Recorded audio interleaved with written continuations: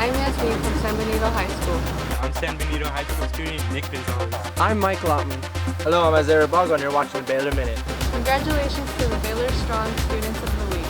December 9th to December 13th, senior Anneli Alaman and freshman Brenton Thomas Chavez, both of whom were nominated for the scholarship by the World Languages Department. San Benito High School dance students performed on December 5th to 7th in the auditorium. More than 150 dancers performed from clubs and classes. Don't forget the end of semester final exams on Wednesday, December 18th through Friday, December 20th. Make sure to have breakfast and plenty of sleep throughout those days. San Benito High School's annual canned food drive to benefit Community Food Bank at San Benito County brought up nearly 4,700 items this year, which will be donated to the organization that provides food, nutritional education, and advocacy for locals in need. Stay connected to San Benito High School by following us on Twitter, Instagram, and Facebook.